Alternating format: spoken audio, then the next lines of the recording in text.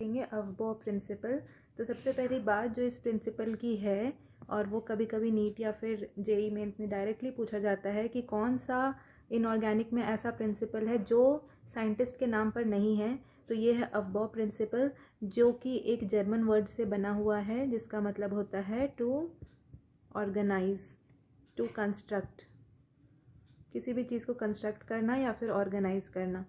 तो अफबॉ प्रिंसिपल से हमें क्या पता चलता है कि ये प्रिंसिपल जो है ये हमारा अरेंजमेंट ऑफ इलेक्ट्रॉन्स है इन द सबशेल, की इलेक्ट्रॉन पहले किस किस ऑर्बिटल में जाएगा, 1s में जाएगा, 2p में जाएगा, 2s में जाएगा। तो उसके लिए एक प्रिंसिपल है जिसका स्टेटमेंट है Aufbau principle states that in ground state of an ion electrons fill atomic orbitals of lowest available energy levels before occupying higher levels.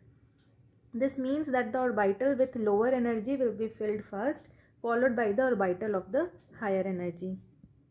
तो जैसा कि स्टेटमेंट में लिखा है कि कोई भी ग्राउंड स्टेट पर जो भी एलिमेंट होता है उसके इलेक्ट्रॉन्स फिल होते हैं एटॉमिक ऑर्बिटल में with lowest available energy level. तो ये जो लिखा हुआ है लोवेस्ट अवेलेबल एनर्जी लेवल्स, ये हम लोग कैसे फाउंड कर सकते हैं?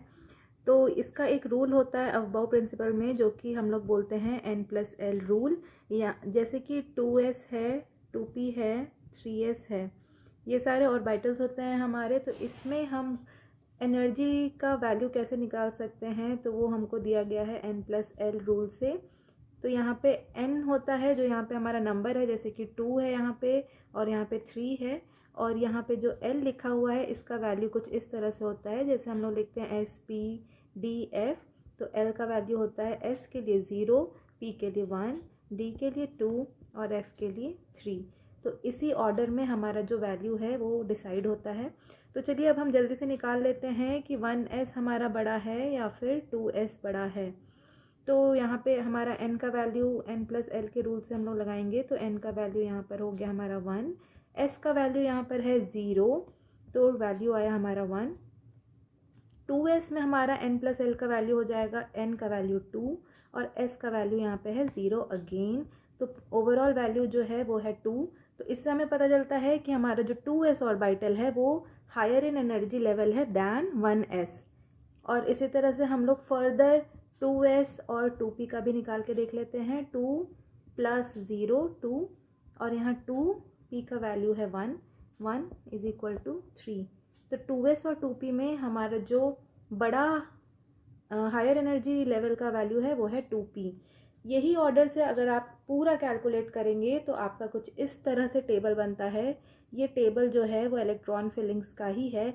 तो इस तरह से हम याद करने के लिए बनाते हैं 1s 2s 2p, 3s 3p, 4s 4p, 4d 4f, और इसका फिलिंग होता है कुछ इस डायरेक्शन में, जिगजैग मोशन में होता है। तो आप इस तरह से सारे एलिमेंट्स का सारे ऑर्बिटल्स का एनर्जी लेवल निकाल सकते हैं और उसको उसी प्रकार से आप फिल करेंगे। पहले आप 1s में इलेक्ट्रॉन्स डालेंगे, फिर 2s, फिर 2p, 3s 3p, further 4s 3d 4p 5s and so on.